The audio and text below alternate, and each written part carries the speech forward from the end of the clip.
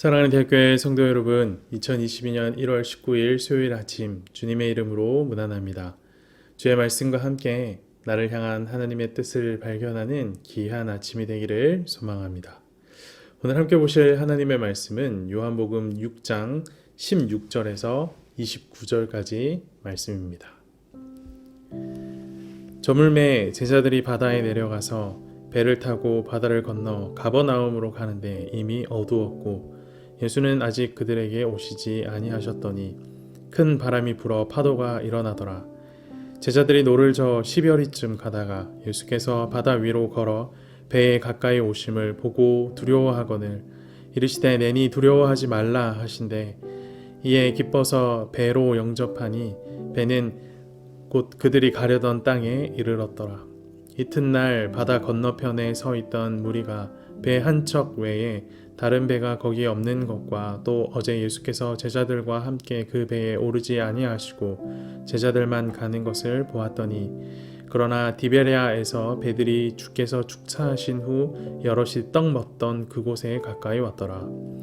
무리가 거기에 예수도 안 계시고 제자들도 없음을 보고 곧 배들을 타고 예수를 찾으러 가버나움으로 가서 바다 건너편에서 만나 랍비여 언제 여기 오셨나이까 하니 예수께서 대답하여 이르시되 내가 진실로 진실로 너희에게 이르노니 너희가 나를 찾는 것은 표적을 본 까닭이 아니요 떡을 먹고 배부른 까닭이로다.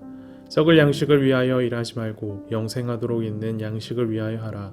이 양식은 인자가 너희에게 주리니 인자는 아버지 하나님께서 인치신 자니라.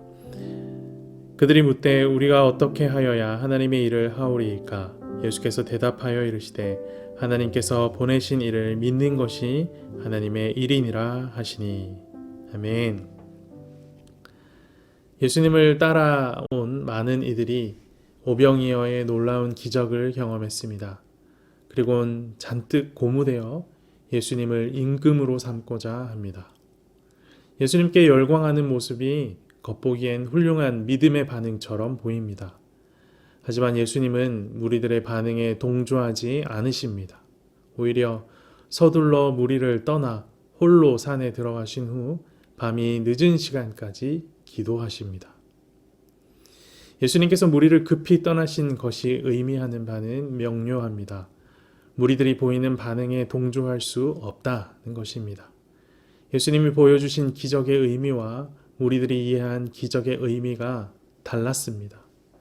무리가 보인 반응이 겉보기엔 훌륭한 믿음 같으나 실은 불신앙의 결과였던 겁니다.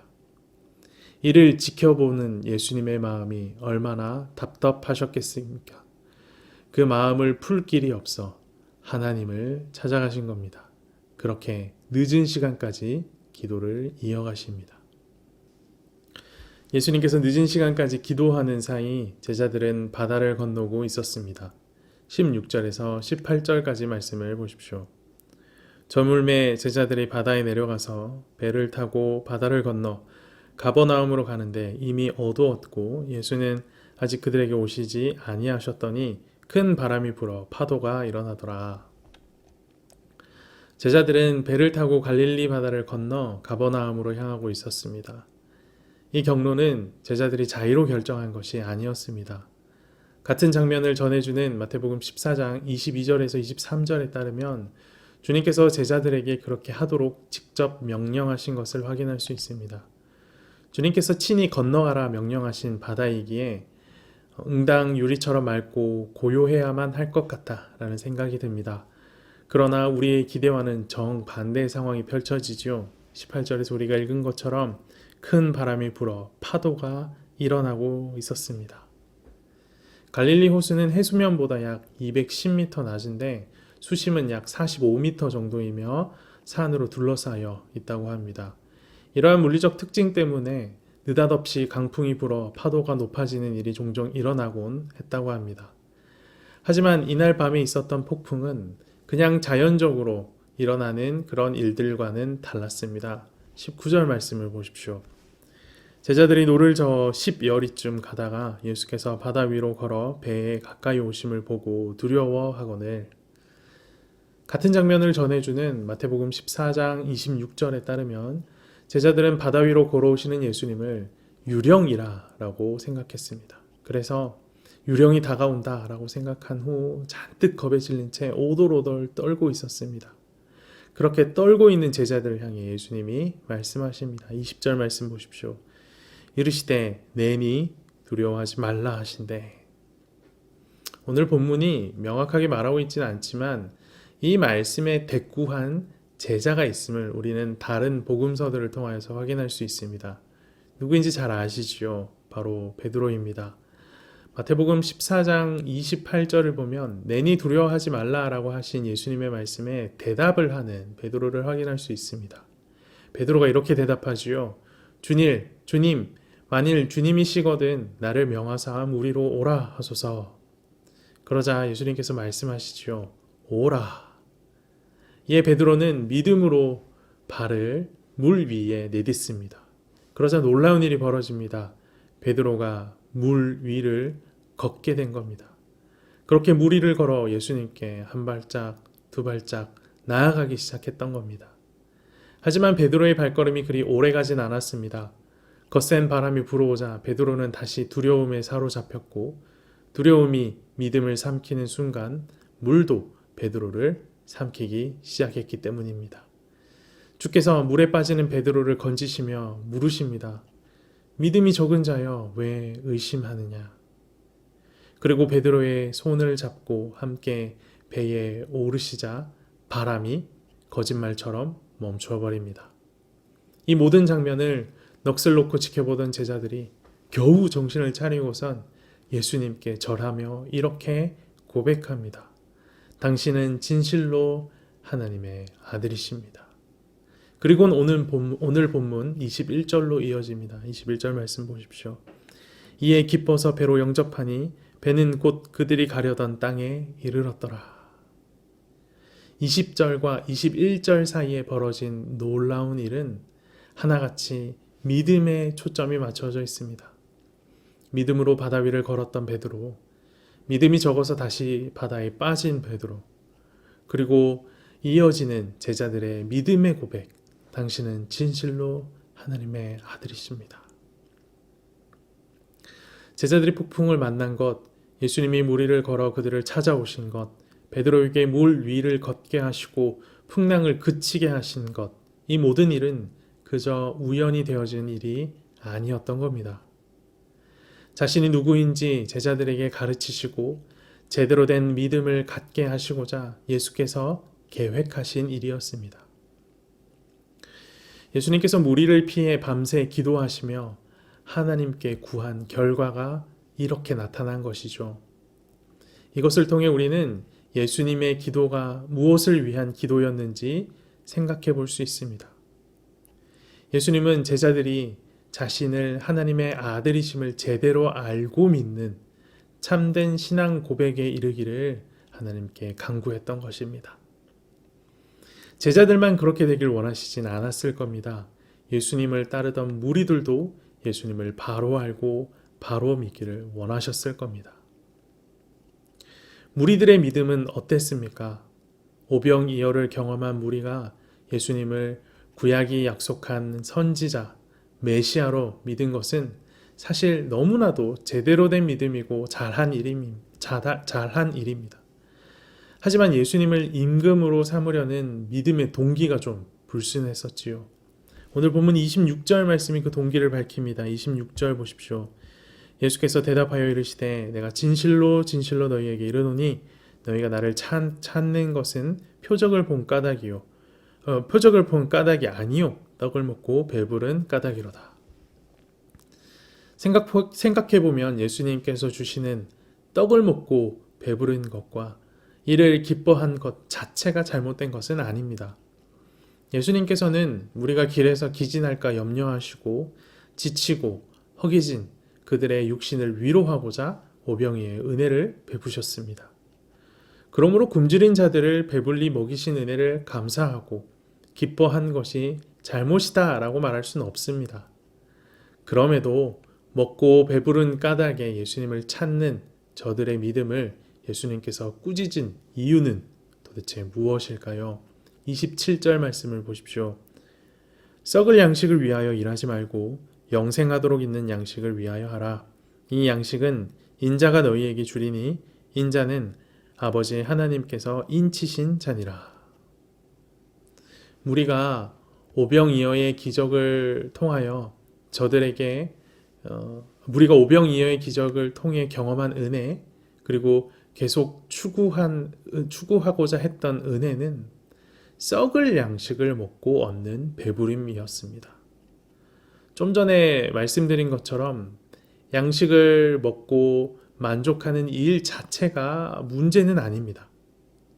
문제는 썩을 양식을 먹고 얻은 그 배부름과 만족에서 멈춰버린 것이 문제인 겁니다. 예수님께서 오병이어의 표적을 통하여 저들에게 베푸시고자 하신 은혜는 그냥 먹고 배부른 정도의 은혜가 아니었습니다. 그것보다 훨씬 더 깊고 중요한 것이었습니다. 말씀이 밝히는 것처럼 영생이 바로 그 깊고 중요한 내용입니다. 예수님은 있다가 사라질 것뿐만 아니라 영원한 것까지 만족시켜 주시는 분입니다. 예수님께서는 무리들이 자신에게서 잠깐 있다 사라질 것만을 얻어가는 것이 아니라 영원한 것을 얻길 원하셨던 겁니다. 오병이어의 기적을 경험한 무리는 큰 감격을 맛보았습니다. 그리고 예수님을 임금으로 세우고자 했습니다. 예수님을 임금으로 삼고자 하는 그들의 열심과 열정이 정말 대단합니다. 예수님이 어디로 사라졌는지 열심히 찾아다니며 강을 건너서까지 예수님을 쫓아오는 모습을 보십시오. 그 열정이 대단해 보입니다. 하지만 예수님께서는 이들의 열심과 열정이 영원을 향하여 있지 않다라는 것을 간파하셨습니다. 그럴듯한 믿음의 내용과 함께 온갖 노력과 수고를 다해 그들이 추구한 것은 잠시 살다가 죽게 될 육신을 위한 썩어질 양식이었던 겁니다. 하지만 예수님께서는 너희가 이런 노력과 간절함으로 구해야 할 양식은 따로 있다라고 말씀하십니다. 그것이 바로 영생하도록 있는 양식, 다른 곳에선 찾을 수 없는 양식, 오직 예수께서만 주실 수 있는, 예수에게서만 발견할 수 있는 그런 양식, 주님은 그 양식을 구하라고 말씀하십니다.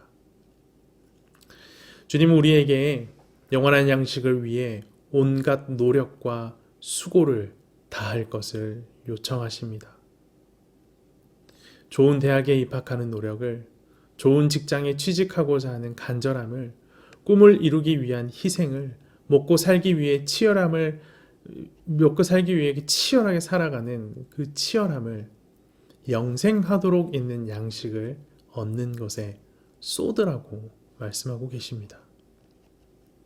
사랑하는 대학교의 성도 여러분, 우리의 노력, 우리의 치열함, 우리의 희생, 우리의 열심은 어디를 향하고 있습니까? 이 땅의 필요, 세상의 인정과 건세를 얻는 데에는 열정을 다하면서 영생하도록 있는 양식을 얻는 일에는 소홀하고 계시진 않습니까? 하루의 대부분을 이 땅의 것을 얻는 데 몰두하면서 하나님을 알아가는 잠깐의 시간을 아까워하고 계시진 않습니까? 일주일의 대부분을 이 땅의 것을 얻는 것에 몰두하며 살아가면서 일주일의 하루를 온전히 하나님께 드리는 것을 힘겨워하고 계시진 않습니까? 이 아침 오병이어의 참된 의미를 기억하며 영생을 향한 거룩한 열정이 다시금 주님 앞에 회복되기를 기도합시다. 오늘 말씀과 함께 대학교의 모든 성도들의 생의 의지가 영생의 의지로 변화되는 복된 하루가 되기를 간절히 소망합니다. 함께 기도합시다.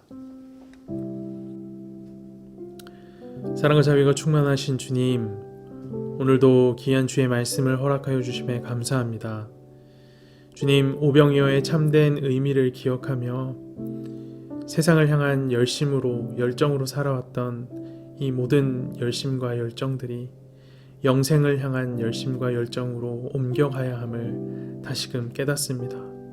이 아침 말씀 앞에선 우리 모든 대학교의 성도들이 이 땅에서의 삶에 최선을 다하는 것만큼 하나님께서 우리 가운데 허락하신 하나님 나라를 이루는 일에서도, 주님께서 우리 가운데 가르치신 하나님의 말씀을 이루는 일에 있어서도 열정을 다하며 최선을 다하는 삶을 살아낼 수 있도록 붙드시고 인도하여 주시옵소서.